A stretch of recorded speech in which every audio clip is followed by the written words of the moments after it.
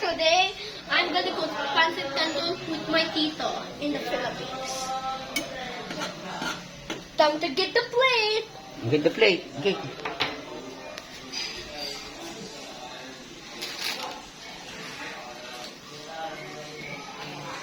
Now what?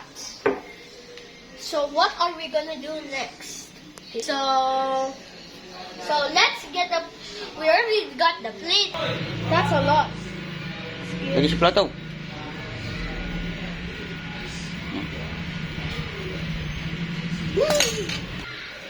Yan, sumala na.